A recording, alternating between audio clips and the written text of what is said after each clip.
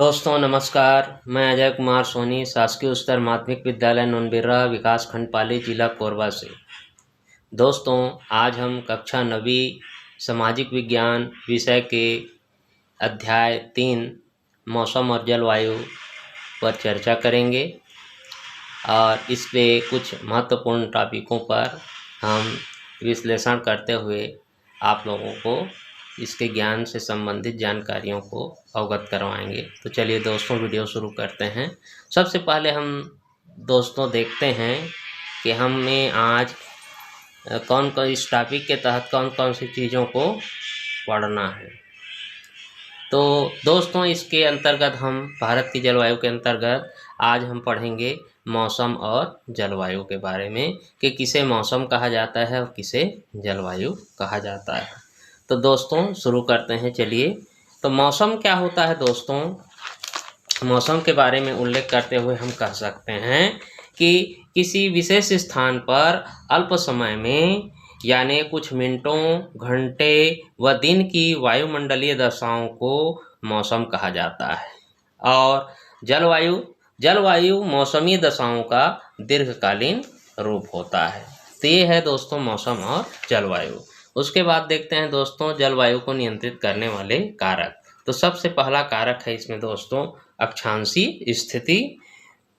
भूमध्य रेखा पर सूर्य की किरणें साल भर लंबवत कर पड़ती हैं। इसके विपरीत भूमध्य रेखा से सूर्य की ओर या ध्रुव की ओर जाने पर पृथ्वी की गोलाई के कारण सूर्य से उतनी ही किरणें ज़्यादा क्षेत्र पर पड़ती हैं। यानी कहने का मतलब यह है दोस्तों कि प्रति इकाई क्षेत्रफल पर सूर्य की ऊर्जा कम मात्रा में पहुंचती है, जिस कारण तापमान कम रहता है।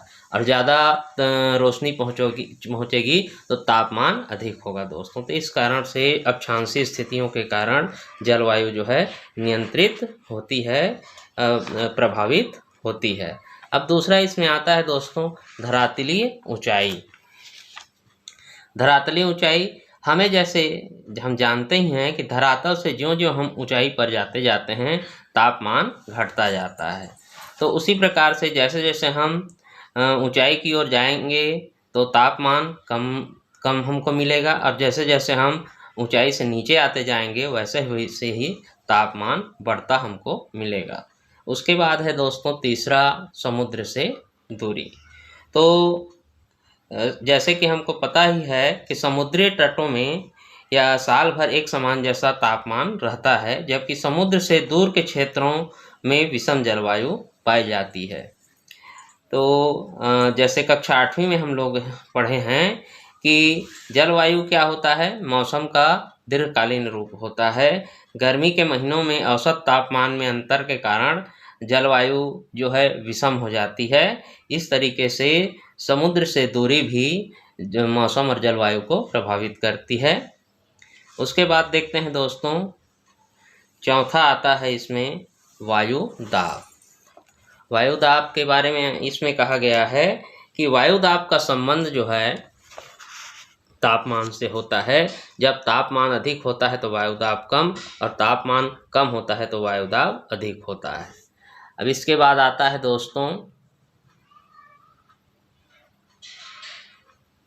हिमालय की स्थिति। भारत में जैसे हम लोगों को ज्ञात ही है कि भारत के उत्तर दिशा में हिमालय पर्वत विराजमान हैं, स्थित हैं, और इस कारण से हिमालय में अन्य पर्वत श्रेणियों का विस्तार भी है। ऊंची पर्वत श्रेणियों के कारण भी यहाँ हवाएं भारत में प्रवेश नहीं कर पाती। तो ये दक्षिण पश्चिम से चलने वाली मानसूनी हवाओं को भी बाहर जाने से रोकती हैं। इस कारण जलवायु निरंतर प्रभावित होती रहती है। उसके बाद देखते हैं दोस्तों मानव द्वारा निर्मित कारणों में मनुष्य की आर्थिक क्रियाएं जो है दोस्तों औद्योगिकरण, नगरीकरण, भूमि उद्योग से परिवर्तन, निर्मलीकरण आदि भूमंडलीय वृद्धिकरण के कारण भी ये जलवायु जो है प्रभावित होता है। इसका जलवायु परिवर्तन पर अधिक प्रभाव पड़ता है। अब देखते हैं दोस्तों ऋतुओं के बारे में। ऋतुओं के बारे में देखते हैं। ऋतुएं मुख्यतः रूप से दोस्तों इसमें 4 प्रकार की बताई गई हैं। तो पहले हम देखते हैं ग्रीष्म ऋतु के बारे में। ग्रीष्म ऋतु लगभग मार्च से मई के अंत तक बनी रहती है। 21 मार्च को जब सूर्य भूमध्य रेखा पर सीधा चमकता है तो मार्च के बाद मई तक तापमान में लगातार बढ़ोतरी होती रहती है, जिसको हम लोग ग्रीष्म ऋतु के नाम से दोस्तों जानते हैं। दूसरा होता है इसमें दोस्तों वर्षा ऋतु। वर्षा ऋतु जो है लगभग जून से सितंबर तक चलती रहती है और इसमें मानसूनी पवनों द्वारा हवाएं जो हैं वर्षा कराती हैं और बहुत ही तेज गति से वर्षा होती है, मध्यम गति से भी वर्षा होती है। इस तरीके से इस मौसम को हम वर्षा ऋतु कहते हैं। उसके बाद आता है दोस्तों इस पे शरद ऋतु। शरद ऋतु या कहा जाए मानसून की वापसी की ऋतु। तो अक्टूबर के उत्तरार्ध में उत्तर भारत में तापमान तेजी से गिरने लगता है और नवंबर के प्रारंभ में उत्तर पश्चिम भारत में ऊपरी निम्न दाब के अवस्था की बंगाल की खाड़ी में स्थानांतरित हो जाती है। तो इस स्थिति में मानसून की वापसी को या इस ऋतु को शरद ऋतु के नाम से हम लोग दोस्तों जानते हैं। उसके बाद आता है दोस्तों शीत ऋतु।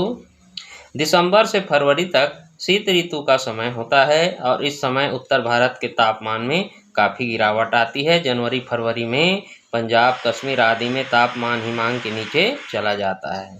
तो ये जो ऋतुएं इस समय होती हैं दोस्तों तकरीबन दिसंबर से फरवरी तक, उसको हम लोग शीत ऋतु के नाम से जानते हैं। कि आप इस वीडियो को देख करके इस वीडियो को लाइक शेयर और सब्सक्राइब ज़रूर करें।